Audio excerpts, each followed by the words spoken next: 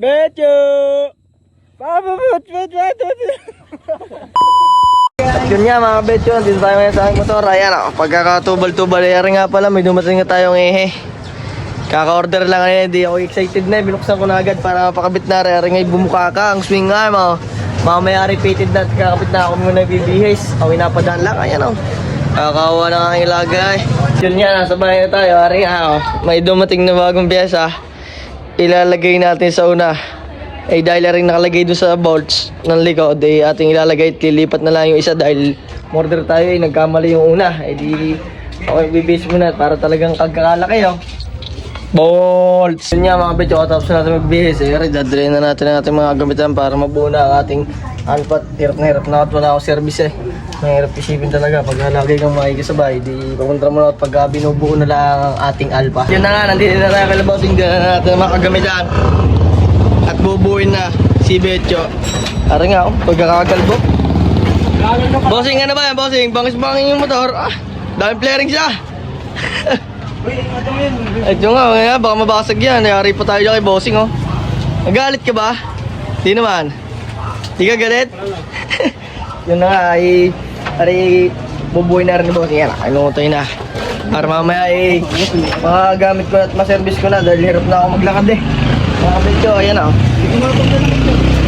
Mga betyo, kinakabit na ni bossing para magkaigin at ano talaga yung mga pandar na iinam na ng ginagalbo kaya hawa ko na. At yun nga, ayan na. Boss, mapapandar na ba yan? Under na yan? Ayan na. Sana yung mandar na para tayo meron ng service magpapasok. Mga betyo, talagang nawala ang ating bossing eh. Hindi ko ako saan napalagay yun. Kaya kailangan hanap tayo ng kakasya dyang tobo. At yun na ang sinasabi mga betyo. Are oh, nakakita na tayo, pasok na pasok. Pasok na pasok sa ating paano ba? Yan na, kinakabit na si Betyo. Ay inom na yung pinasok niyan. Kasan, gawa ng sobrang lumapat eh. Ano na, sinabasan mo yung boss, gawa ng masyadong malapad. Betyo ang diningin, iba munang bagya. Kakainit eh ah. Wala tayong payong dala eh. Ayan na, kakabitan na ng kadena. Pari nga mga kabetyo, sa tabasan ko ng mahaba din ang aking bolt. Ayan na. Dahil ito mahaba, kaya ito tatabasan muna para hindi sumabit. Dahil baka magkatama ating makina. Pagka pinigit natin, kaya pinaputuhan muna. Na nga mga kabetyo, kakabit na nabili nating kadena sa Shopee. Ah, si Shopee sa TikTok pala yan ah. Sa TikTok na. Yan, hanapin natin kadena sa TikTok at ikakabit na ni boss. Na mga betyo, na naikabit na. Parang may masama pa mangyayari ah. Parang mababa ang ating makina. Nakakaltog eh, malakas. At aray, ikinabit ko muna ang ating, ayan ah. Oh, magkakain naman sa kabila, hindi ko pa mabaklas. Ito ngayon ang problema din eh, dahil parang pinapakabaho ni bossing gawa ng parang minakaltog.